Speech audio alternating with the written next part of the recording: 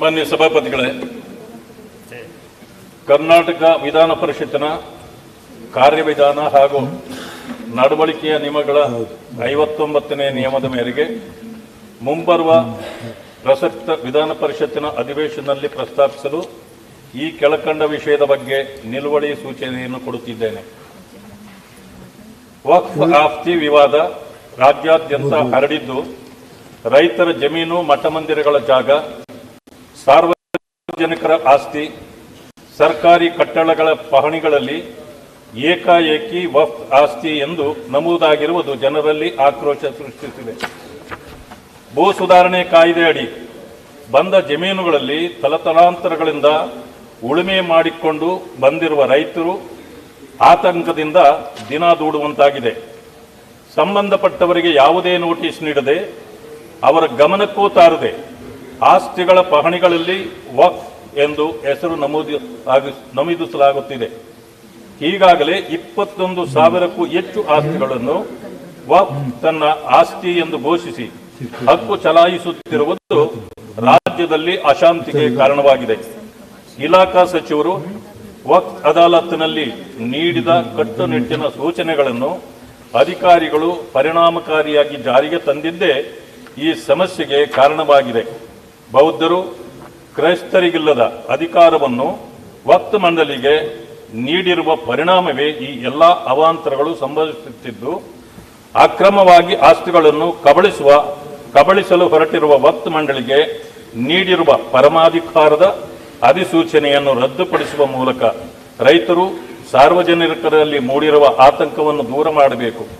ಈ ವಿಷಯದಲ್ಲಿ ಇಂದು 9/12/24ರಂದು ನಿಲುವಳಿ ಸೂಚನೆಯ ಮೂಲಕ ಚರ್ಚಿಸಲು ಅವಕಾಶ ಕೊಡಬೇಕಾಗಿ ಕೋರುತ್ತೇನೆ.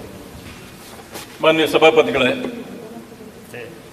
ಕರ್ನಾಟಕ ವಿಧಾನ ಪರಿಷತ್ತಿನ ಕಾರ್ಯವಿಧಾನ ಹಾಗೂ ನಡವಳಿಕೆಯ ನಿಯಮಗಳ 59ನೇ ನಿಯಮದ ಮೇರೆಗೆ ಮುಂಬರುವ ಪ್ರಸಕ್ತ ವಿಧಾನ ಪರಿಷತ್ತಿನ ಅಧಿವೇಶನದಲ್ಲಿ ಪ್ರಸ್ತಾಪಿಸಲು ಈ ಕೆಳಕಂಡ ವಿಷಯದ ಬಗ್ಗೆ ನಿಲುವಳಿ ಸೂಚನೆಯನ್ನು ಕೊಡುತ್ತಿದ್ದೇನೆ.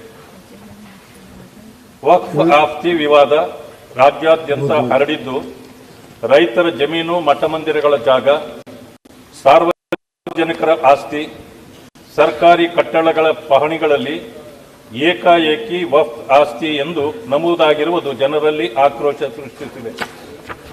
ಭೂ ಸುಧಾರಣೆ ಕಾಯ್ದೆ ಅಡಿ ಬಂದ ಜಮೀನುಗಳಲ್ಲಿ ತಲತಲಾಂತರಗಳಿಂದ ಉಳುಮೆ ಮಾಡಿಕೊಂಡು ಬಂದಿರುವ ರೈತರು ಆತಂಕದಿಂದ ದಿನ ದೂಡುವಂತಾಗಿದೆ. ಸಂಬಂಧಪಟ್ಟವರಿಗೆ ಯಾವುದೇ ನೋಟಿಸ್ ನೀಡದೆ, ಅವರ ಗಮನಕ್ಕೂ ತಾರದೆ ಆಸ್ತಿಗಳ ಪಹಣಿಗಳಲ್ಲಿ ವಕ್ಫ್ ಎಂದು ಹೆಸರು ನಮೂದಿಸಲಾಗುತ್ತಿದೆ. ಈಗಾಗಲೇ 21,000ಕ್ಕೂ ಹೆಚ್ಚು ಆಸ್ತಿಗಳನ್ನು ವಕ್ಫ್ ತನ್ನ ಆಸ್ತಿ ಎಂದು ಘೋಷಿಸಿ ಹಕ್ಕು ಚಲಾಯಿಸುತ್ತಿರುವುದು ರಾಜ್ಯದಲ್ಲಿ ಅಶಾಂತಿಗೆ ಕಾರಣವಾಗಿದೆ. ಇಲಾಖಾ ಸಚಿವರು ವಕ್ಫ್ ಅದಾಲತ್ನಲ್ಲಿ ನೀಡಿದ ಕಟ್ಟುನಿಟ್ಟಿನ ಸೂಚನೆಗಳನ್ನು ಅಧಿಕಾರಿಗಳು ಪರಿಣಾಮಕಾರಿಯಾಗಿ ಜಾರಿಗೆ ತಂದಿದ್ದೇ ಈ ಸಮಸ್ಯೆಗೆ ಕಾರಣವಾಗಿದೆ. ಬೌದ್ಧರು, ಕ್ರೈಸ್ತರಿಗಿಲ್ಲದ ಅಧಿಕಾರವನ್ನು ವಕ್ಫ್ ಮಂಡಳಿಗೆ ನೀಡಿರುವ ಪರಿಣಾಮವೇ ಈ ಎಲ್ಲ ಅವಾಂತರಗಳು ಸಂಭವಿಸುತ್ತಿದ್ದು, ಅಕ್ರಮವಾಗಿ ಆಸ್ತಿಗಳನ್ನು ಕಬಳಿಸಲು ಹೊರಟಿರುವ ವಕ್ಫ್ ಮಂಡಳಿಗೆ ನೀಡಿರುವ ಪರಮಾಧಿಕಾರದ ಅಧಿಸೂಚನೆಯನ್ನು ರದ್ದುಪಡಿಸುವ ಮೂಲಕ ರೈತರು, ಸಾರ್ವಜನಿಕರಲ್ಲಿ ಮೂಡಿರುವ ಆತಂಕವನ್ನು ದೂರ ಮಾಡಬೇಕು. ಈ ವಿಷಯದಲ್ಲಿ ಇಂದು 9/12/24ರಂದು ನಿಲುವಳಿ ಸೂಚನೆಯ ಮೂಲಕ ಚರ್ಚಿಸಲು ಅವಕಾಶ ಕೊಡಬೇಕಾಗಿ ಕೋರುತ್ತೇನೆ. ಮಾನ್ಯ ಸಭಾಪತಿಗಳೇ, ಕರ್ನಾಟಕ ವಿಧಾನ ಪರಿಷತ್ತಿನ ಕಾರ್ಯವಿಧಾನ ಹಾಗೂ ನಡವಳಿಕೆಯ ನಿಯಮಗಳ 59ನೇ ನಿಯಮದ ಮೇರೆಗೆ ಮುಂಬರುವ ಪ್ರಸಕ್ತ ವಿಧಾನ ಪರಿಷತ್ತಿನ ಅಧಿವೇಶನದಲ್ಲಿ ಪ್ರಸ್ತಾಪಿಸಲು ಈ ಕೆಳಕಂಡ ವಿಷಯದ ಬಗ್ಗೆ ನಿಲುವಳಿ ಸೂಚನೆಯನ್ನು ಕೊಡುತ್ತಿದ್ದೇನೆ. ವಕ್ಫ್ ಆಸ್ತಿ ವಿವಾದ ರಾಜ್ಯಾದ್ಯಂತ ಹರಡಿದ್ದು, ರೈತರ ಜಮೀನು, ಮಠ ಮಂದಿರಗಳ ಜಾಗ, ಸಾರ್ವಜನಿಕರ ಆಸ್ತಿ, ಸರ್ಕಾರಿ ಕಟ್ಟಡಗಳ ಪಹಣಿಗಳಲ್ಲಿ ಏಕಾಏಕಿ ವಕ್ಫ್ ಆಸ್ತಿ ಎಂದು ನಮೂದಾಗಿರುವುದು ಜನರಲ್ಲಿ ಆಕ್ರೋಶ ಸೃಷ್ಟಿಸಿದೆ. ಭೂ ಸುಧಾರಣೆ ಕಾಯ್ದೆ ಅಡಿ ಬಂದ ಜಮೀನುಗಳಲ್ಲಿ ತಲತಲಾಂತರಗಳಿಂದ ಉಳುಮೆ ಮಾಡಿಕೊಂಡು ಬಂದಿರುವ ರೈತರು ಆತಂಕದಿಂದ ದಿನ ದೂಡುವಂತಾಗಿದೆ. ಸಂಬಂಧಪಟ್ಟವರಿಗೆ ಯಾವುದೇ ನೋಟಿಸ್ ನೀಡದೆ, ಅವರ ಗಮನಕ್ಕೂ ತಾರದೆ ಆಸ್ತಿಗಳ ಪಹಣಿಗಳಲ್ಲಿ ವಕ್ಫ್ ಎಂದು ಹೆಸರು ನಮೂದಿಸಲಾಗುತ್ತಿದೆ. ಈಗಾಗಲೇ 21,000ಕ್ಕೂ ಹೆಚ್ಚು ಆಸ್ತಿಗಳನ್ನು ವಕ್ಫ್ ತನ್ನ ಆಸ್ತಿ ಎಂದು ಘೋಷಿಸಿ ಹಕ್ಕು ಚಲಾಯಿಸುತ್ತಿರುವುದು ರಾಜ್ಯದಲ್ಲಿ ಅಶಾಂತಿಗೆ ಕಾರಣವಾಗಿದೆ. ಇಲಾಖಾ ಸಚಿವರು ವಕ್ಫ್ ಅದಾಲತ್ನಲ್ಲಿ ನೀಡಿದ ಕಟ್ಟುನಿಟ್ಟಿನ ಸೂಚನೆಗಳನ್ನು ಅಧಿಕಾರಿಗಳು ಪರಿಣಾಮಕಾರಿಯಾಗಿ ಜಾರಿಗೆ ತಂದಿದ್ದೇ ಈ ಸಮಸ್ಯೆಗೆ ಕಾರಣವಾಗಿದೆ.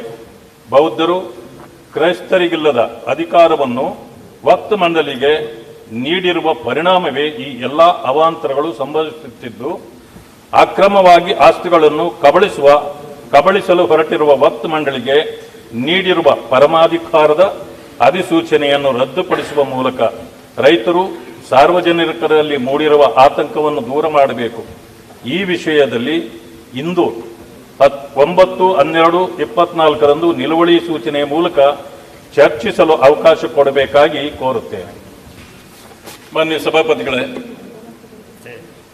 ಕರ್ನಾಟಕ ವಿಧಾನ ಪರಿಷತ್ತಿನ ಕಾರ್ಯವಿಧಾನ ಹಾಗೂ ನಡವಳಿಕೆಯ ನಿಯಮಗಳ 59ನೇ ನಿಯಮದ ಮೇರೆಗೆ ಮುಂಬರುವ ಪ್ರಸಕ್ತ ವಿಧಾನ ಪರಿಷತ್ತಿನ ಅಧಿವೇಶನದಲ್ಲಿ ಪ್ರಸ್ತಾಪಿಸಲು ಈ ಕೆಳಕಂಡ ವಿಷಯದ ಬಗ್ಗೆ ನಿಲುವಳಿ ಸೂಚನೆಯನ್ನು ಕೊಡುತ್ತಿದ್ದೇನೆ. ವಕ್ಫ್ ಆಸ್ತಿ ವಿವಾದ ರಾಜ್ಯಾದ್ಯಂತ ಹರಡಿದ್ದು, ರೈತರ ಜಮೀನು, ಮಠ ಮಂದಿರಗಳ ಜಾಗ, ಸಾರ್ವಜನಿಕರ ಆಸ್ತಿ, ಸರ್ಕಾರಿ ಕಟ್ಟಡಗಳ ಪಹಣಿಗಳಲ್ಲಿ ಏಕಾಏಕಿ ವಕ್ಫ್ ಆಸ್ತಿ ಎಂದು ನಮೂದಾಗಿರುವುದು ಜನರಲ್ಲಿ ಆಕ್ರೋಶ ಸೃಷ್ಟಿಸಿದೆ. ಭೂ ಸುಧಾರಣೆ ಕಾಯ್ದೆ ಅಡಿ ಬಂದ ಜಮೀನುಗಳಲ್ಲಿ ತಲತಲಾಂತರಗಳಿಂದ ಉಳುಮೆ ಮಾಡಿಕೊಂಡು ಬಂದಿರುವ ರೈತರು ಆತಂಕದಿಂದ ದಿನ ದೂಡುವಂತಾಗಿದೆ. ಸಂಬಂಧಪಟ್ಟವರಿಗೆ ಯಾವುದೇ ನೋಟಿಸ್ ನೀಡದೆ, ಅವರ ಗಮನಕ್ಕೂ ತಾರದೆ ಆಸ್ತಿಗಳ ಪಹಣಿಗಳಲ್ಲಿ ವಕ್ಫ್ ಎಂದು ಹೆಸರು ನಮೂದಿಸಲಾಗುತ್ತಿದೆ. ಈಗಾಗಲೇ 21,000ಕ್ಕೂ ಹೆಚ್ಚು ಆಸ್ತಿಗಳನ್ನು ವಕ್ಫ್ ತನ್ನ ಆಸ್ತಿ ಎಂದು ಘೋಷಿಸಿ ಹಕ್ಕು ಚಲಾಯಿಸುತ್ತಿರುವುದು ರಾಜ್ಯದಲ್ಲಿ ಅಶಾಂತಿಗೆ ಕಾರಣವಾಗಿದೆ. ಇಲಾಖಾ ಸಚಿವರು ವಕ್ಫ್ ಅದಾಲತ್ನಲ್ಲಿ ನೀಡಿದ ಕಟ್ಟುನಿಟ್ಟಿನ ಸೂಚನೆಗಳನ್ನು ಅಧಿಕಾರಿಗಳು ಪರಿಣಾಮಕಾರಿಯಾಗಿ ಜಾರಿಗೆ ತಂದಿದ್ದೇ ಈ ಸಮಸ್ಯೆಗೆ ಕಾರಣವಾಗಿದೆ. ಬೌದ್ಧರು ಕ್ರೈಸ್ತರಿಗಿಲ್ಲದ ಅಧಿಕಾರವನ್ನು ವಕ್ಫ್ ಮಂಡಳಿಗೆ ನೀಡಿರುವ ಪರಿಣಾಮವೇ ಈ ಎಲ್ಲ ಅವಾಂತರಗಳು ಸಂಭವಿಸುತ್ತಿದ್ದು, ಅಕ್ರಮವಾಗಿ ಆಸ್ತಿಗಳನ್ನು ಕಬಳಿಸಲು ಹೊರಟಿರುವ ವಕ್ಫ್ ಮಂಡಳಿಗೆ ನೀಡಿರುವ ಪರಮಾಧಿಕಾರದ ಅಧಿಸೂಚನೆಯನ್ನು ರದ್ದುಪಡಿಸುವ ಮೂಲಕ ರೈತರು, ಸಾರ್ವಜನಿಕರಲ್ಲಿ ಮೂಡಿರುವ ಆತಂಕವನ್ನು ದೂರ ಮಾಡಬೇಕು. ಈ ವಿಷಯದಲ್ಲಿ ಇಂದು 9/12/24ರಂದು ನಿಲುವಳಿ ಸೂಚನೆಯ ಮೂಲಕ ಚರ್ಚಿಸಲು ಅವಕಾಶ ಕೊಡಬೇಕಾಗಿ ಕೋರುತ್ತೇನೆ.